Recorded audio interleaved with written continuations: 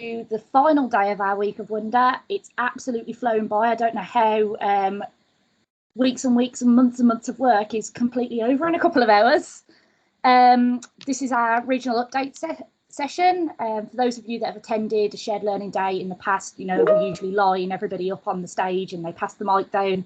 And unfortunately, for obvious reasons, that wasn't possible this year. So we've got pre-recordings from across England to share some of their good news stories. So before we get started, I'll just run through some of the rules. When not speaking, please ensure your camera is off and your microphone is muted to avoid background noise during the session. We will be recording this session to share with all delegates afterwards, so please keep this in mind if you're posting in the chat or asking questions. If for any reason your internet or laptop connection fails, please note down the dial-in details so you can call into the session. These can be found in the meeting details option above and will be posted in the chat box. And please do use the chat function during the session for any thoughts and comments, but please be aware that not all of the stars of the videos are actually in this call. So we may not be able to actually answer your questions, but I'm happy to take those back to whoever it is and get an answer for you. So that's all the rules. Before I play the video, I do just want to mention that unfortunately we didn't get an update from the Northeast. So if you are from the Northeast, you've not been forgotten. Just unfortunately we haven't got anything. But if any of you feel like giving an impromptu update at the end, I'll be happy to open the floor for you. But you've got about 20 minutes to decide if you want to do that or not. So I'm just going to load up the video. So it's going to cycle through all of the updates, and then I will just have to come out and load London's up because I had a bit of a technical issue with that. So let me just sort that now.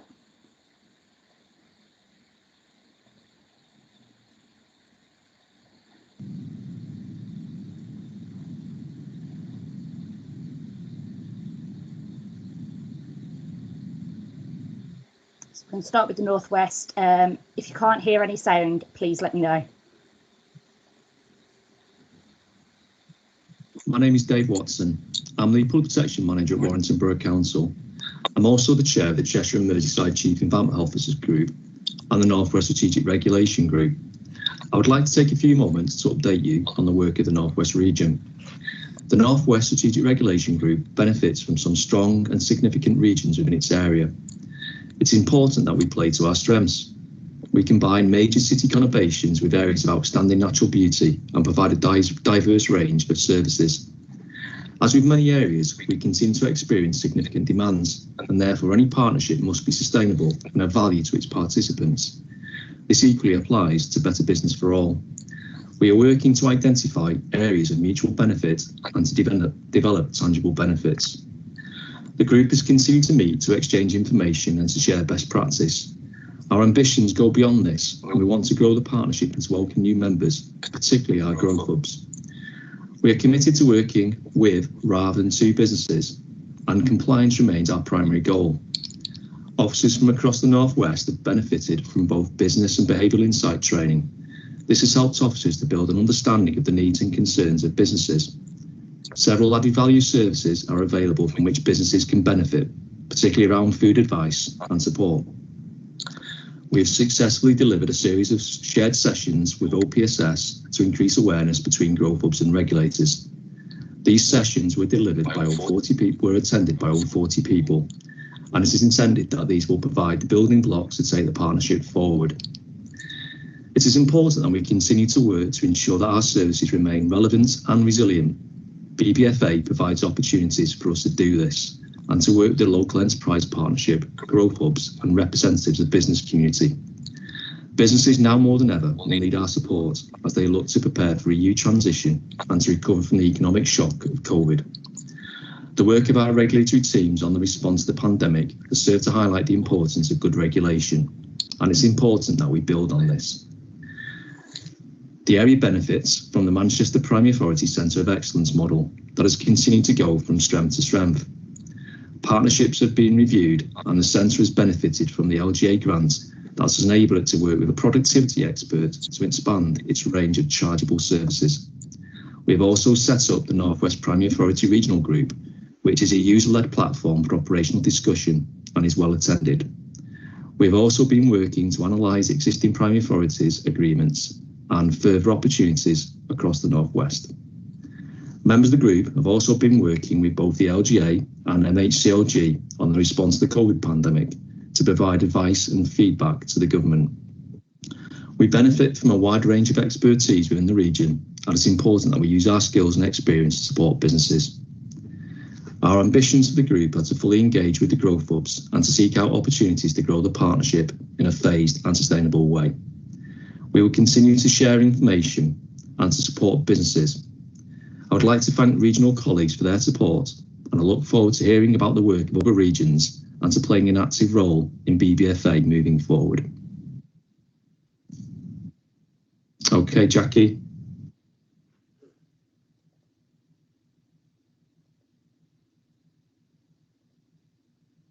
Hi, I'm John Hockin and I'm a Senior Trading Standards Officer for Lincolnshire Trading Standards. I'm one of the Primary Authority Officers for Chestnut Trading Limited. Chestnut have been a supplier of fireworks to Morrison's stores throughout the country for many years. A commercial decision was made this year for Chestnut to also take over the sales of fireworks as a concession within Morrison's. This was the first time Chestnut and Morrison's had worked in this way. As Lincolnshire Trading Standards have a primary authority relationship with Chestnut, they came to us to advise and assist with the process. The starting point was the licensing. Over 400 stores across the country are licensed to store explosives. The licence holder needed to be transferred from WM Morrison Supermarkets plc to Chestnut Trading Limited in line with the Explosive Regulations 2014. Applications were made to each licensing authority across the country. There was a mixture of licences that needed renewing as well as transferring, and those that just needed to be transferred. Risk assessments were produced to cover the transport, storage and sales of fireworks. These were produced centrally to ensure consistency throughout the country. 3 versions were produced to cover the different types of storage: ISO containers, roller cages and internal storage. They were signed off by Morrison's Health and Safety Manager and duplicated to issue to local managers at each store. The risk assessments were appraised and assured by myself. Training material on the underage sales of fireworks was supplied to Chestnut, including information on Charge 25, refusals logs, acceptable identification. From the information provided to Chestnut, they were able to produce a training manual which was to be kept on site at all times, so that the sales staff could refer to it at any time. The 16-page manual covered all legislative transport, storage and sales of fireworks, how to deal with the delivery of fireworks, setting up the display cabinet with the use of pictograms so not to exceed weight limit, how to deal with damaged fireworks, how to obtain stock weight when requested, closing down of the concession at the end of the selling period, security in the cabinets, and much more. The manual was replicated by Morrison's and disseminated to local managers to advise them how the process was to work this year within stores. This training manual was appraised and assured by myself. SELG requested to see the final briefing training documents as well as the risk assessment. This was time critical as most local authorities wanted to hear SELG's opinion before transferring the licences. SELG approved the supporting documents, which resulted in the local authorities processing the applications and transferred the licences.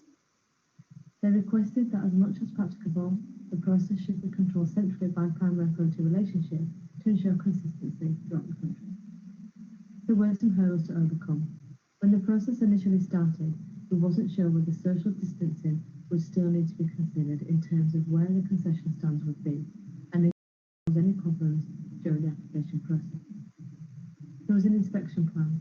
This was submitted to Ops, but with the added pressure COVID-19 has brought, the plan was not put in place for the initial selling period. The out-of-hours contact on the licences. It was decided this should be Chestnut as the licence holder. This is different to how it would normally be, as the person would usually be on site, but it seemed the most appropriate as they were the responsible party. They also had contact details for Morrison's, should it be required. The risk assessments. It needed to be clear and precise who had responsibility for what at each stage. The risk assessments had to cover a wide range of legislative requirements. The sales. With the use of face masks, it was even more prudent to verify the customer's age and ask them to remove the face mask. Controlling the process centrally was difficult. Although the documentation and communication centrally between Primary Authority, Chestnut and Morrison's head office was in place, on occasion it did not filter down to local store managers, and this became the biggest challenge. The majority of feedback from local authorities was positive. Any concerns raised were dealt with immediately through the Primary Authority relationship, and all feedback will be discussed with Chestnut as part of the Primary Authority relationship, and any improvements that need to be made will be actioned as necessary.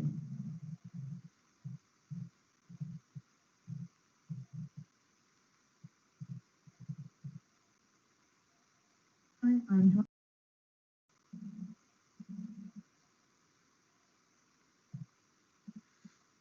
My name's Paul Hobbs. I'm going to take a few minutes to speak to you about a project the Sussex Better Business for All group completed last year in 2019. It was part of the Office of Product Safety and Standards pilot to encourage growth hubs to link up primary authority to suitable businesses. Just a bit about Sussex Better Business for All. It cuts across East and West Sussex, and involves on the group you've got East Sussex Trading Standards and Fire and Rescue, and West Sussex County Council Trading Standards and Fire and Rescue.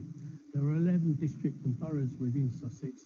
We also have the Sussex Chamber of Commerce and 2 growth hubs. We have one growth hub that cuts across the west, which is Coast Capital, and one which cuts across East Sussex, which is the South East Business Hub. The group is not exclusive, and any department within any Sussex LA or any business support group are entitled to come along and participate. The primary objectives of the project was to develop models to deliver the ambitions of the industrial strategy. One of the main objectives of this strategy is to encourage businesses and regulators to come together to work in partnerships.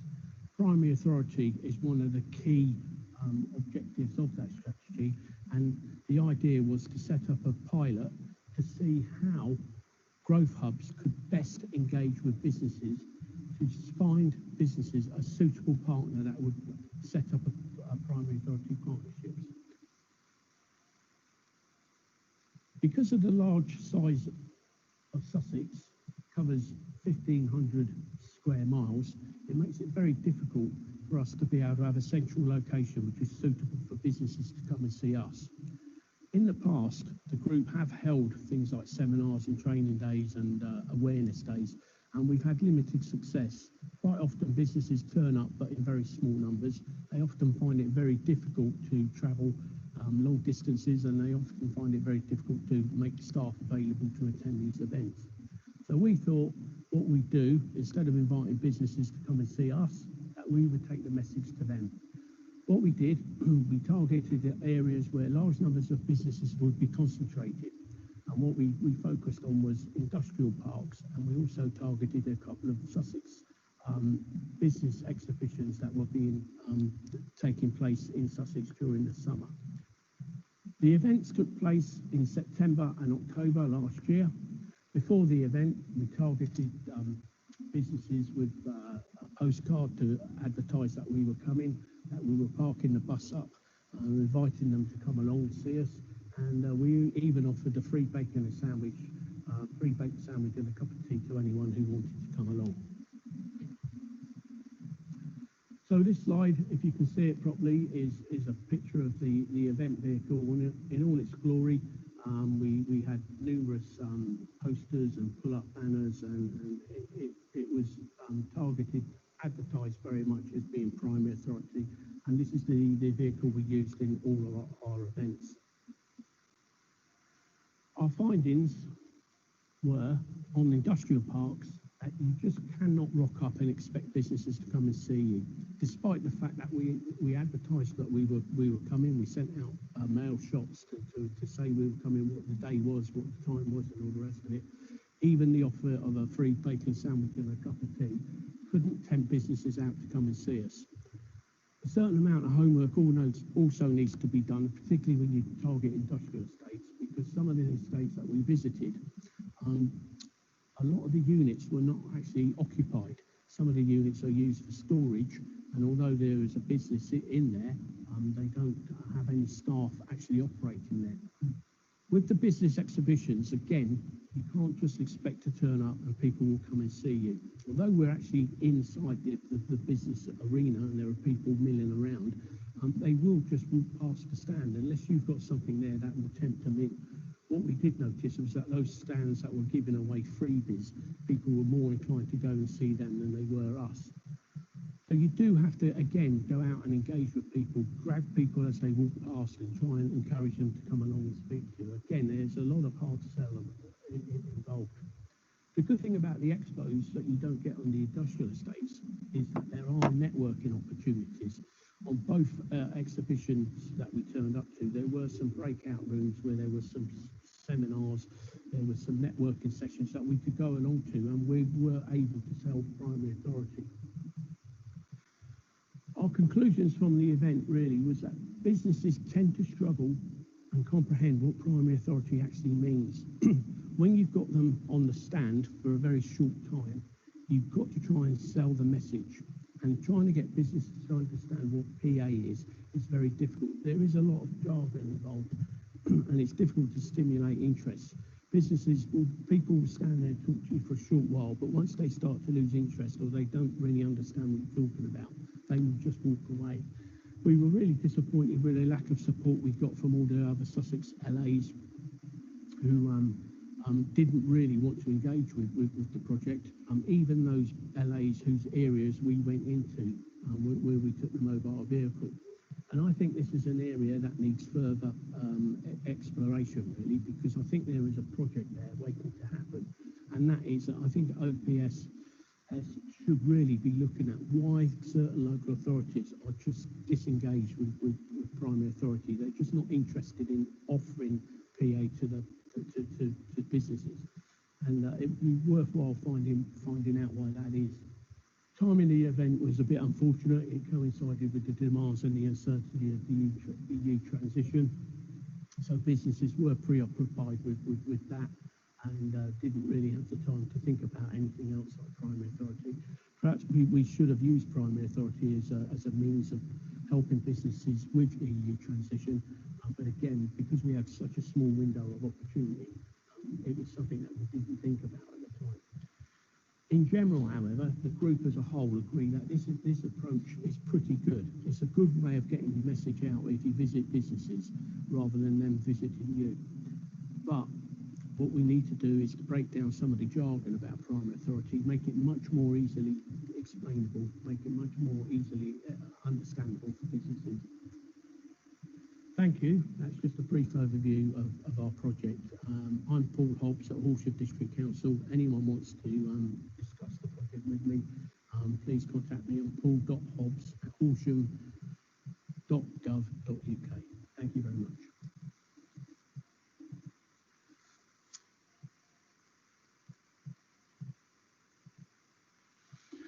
Hi, I'm Dr. Jeremy Leach. I've recently completed some training for the Better Business for All partners in Wiltshire and Swindon in the use of insights from the behavioural sciences. It's an old age problem, isn't it? How can we communicate more effectively in order to change or modify people's behaviour? Now, the use of insights from the behavioural sciences, often termed nudge techniques, sometimes behavioural economics, offer a new way to look at an old problem. Now, research points to the fact that whilst many people are not always rational in their behaviour, many people, given certain circumstances and cues, are predictable. And it's that predictability which can be tapped into. The behavioural economics revolution, if you like, focuses on our cognitive failures or behavioural biases, the shortcomings in our brain, if you like, and the tricks that it plays on us that lead us to behave as we do. In the training, I explore many of those biases because once we know about them and can understand them, it does really help to make things more effective. So the course is based on an understanding of how, as human beings, we think and act. Not always very logically.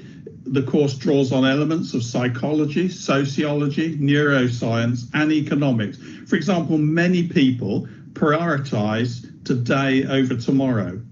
And I'm as guilty as anyone else. We're always planning to take exercise, start that diet. But today never seems the right time. We'll leave it until tomorrow. But of course, when tomorrow comes, other priorities take place. We're often lazy or in a hurry, so we're encouraged to accept the default position.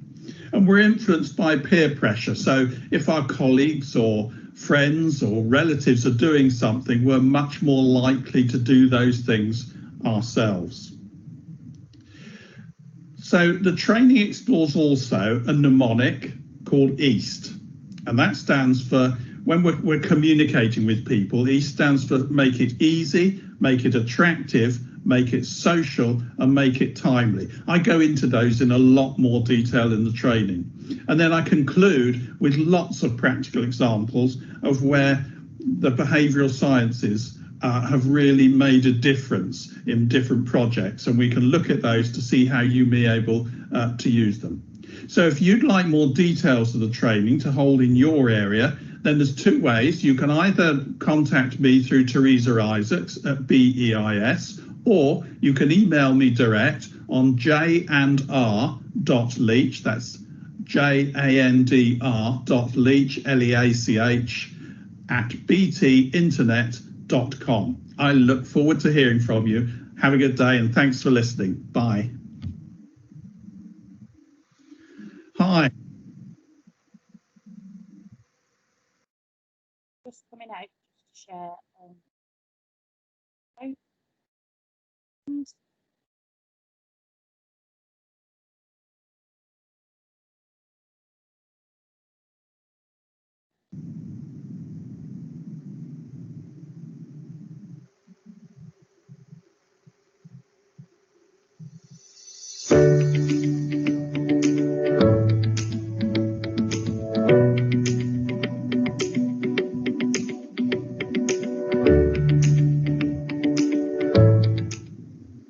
Hello, my name is Valerie Simpson and I'm the chair of the London Strategic Regulatory Network.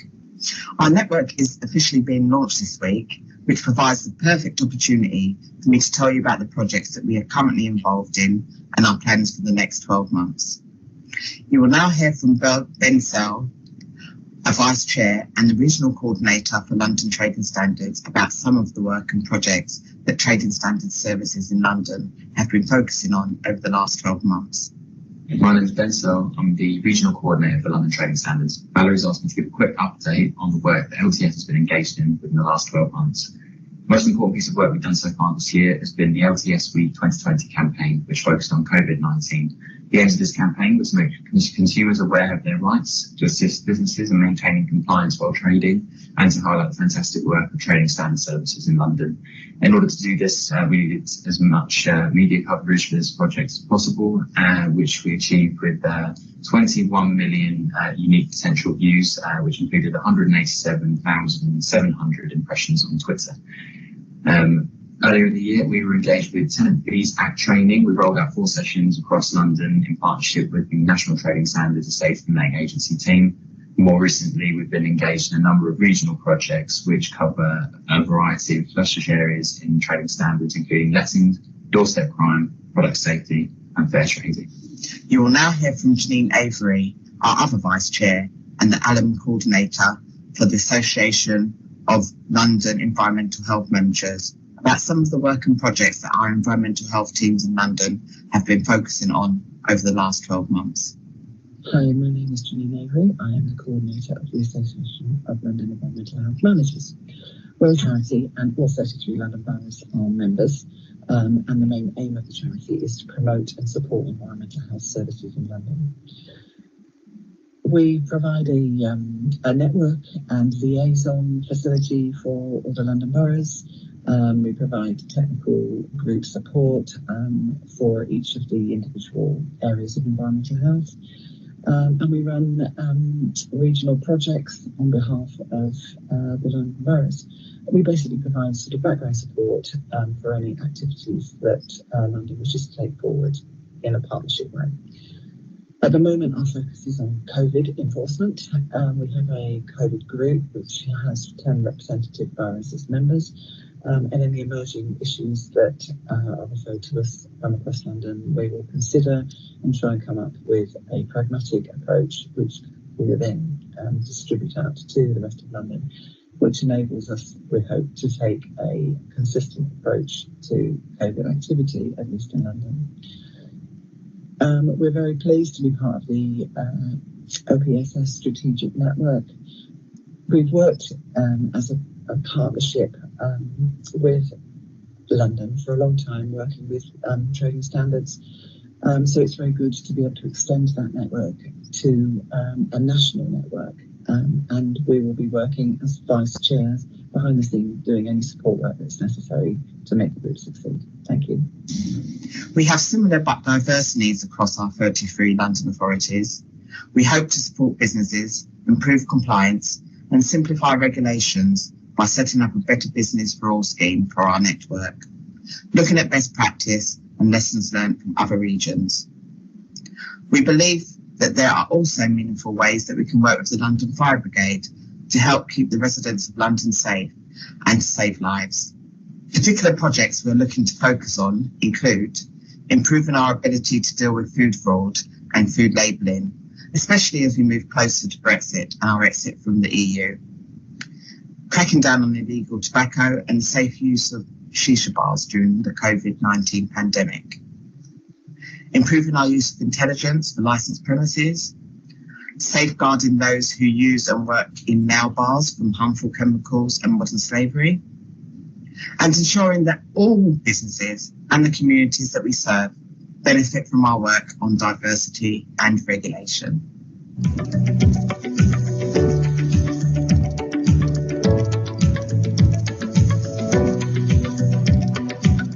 We want to show Across London.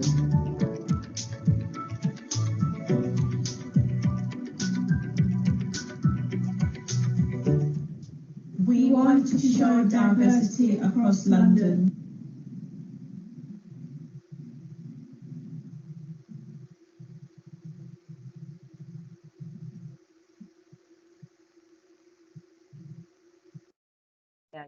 Okay, so that's all 6 of our 7 regions. Welcome, London. That's great. And great updates for the region as well. I am going to open the floor now to somebody from the North East if they want to take the mic and give updates.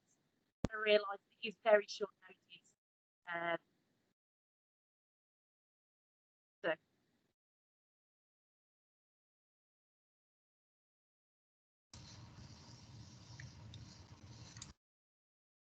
I'm going to take silence then. I have had a quick scroll through the chat, and I know Teresa's been responding to people, but if there are any questions or comments, do feel free to pop them in the chat now or pop your hand up. Although I can't promise that I'll be able to answer them or that the person who the question is for is here to answer them either.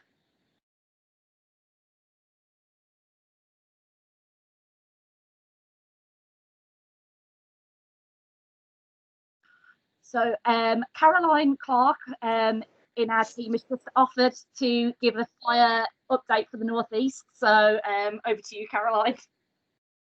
So hi, good morning all. I don't want the North East to be left out. The example I've been working with in recent months is a fire-related example, and fire service are great at shouting how great they are and providing case studies. But as an outsider from a training standards background, I look in and say, I think that's amazing. And this is a primary authority example, might be slightly outside of BBFA or any other programmes. But there's issues, obviously, with the fire service and the need to inspect businesses as part of the building risk review following Grenfell. And in Tyne and Wear Fire and Rescue Service, they have primary authority partnerships with a number of housing providers. And they brought together those housing providers in a collaborative group to discuss ways of working together to provide consistency for primary authority to support the building risk review in any way it can. And that's a model that I've joined a couple of times, and I think it's a great example of how businesses and the fire and rescue service are working together. And it's looking like we may steal their idea and roll out a national model to support primary authority providers and fire and rescue services in the building risk review work. So that's very last minute inclusion, but there is a lot going on in the North East. So that's maybe why they've not had an opportunity to provide a video today. Thanks, Caroline. I'm going to take the silence in the chat and the no hands up as no questions. So I will bring this session to a close 15 minutes earlier than scheduled. So enjoy these 15 minutes that you've just clawed back. Our next session is at 2 p.m. and it's a workshop. We've got 3 running. One is Better Business for All in Practice. One is on the growth of the primary authority pilots that Paul Hobbs actually was talking about during the session. And the third is on network arrangements. So if you're not signed up and would like to, please drop us an email at localregulatory@bays.gov.uk and we can get that sent over to you. But with that, enjoy the rest of your day and hope to see you all soon.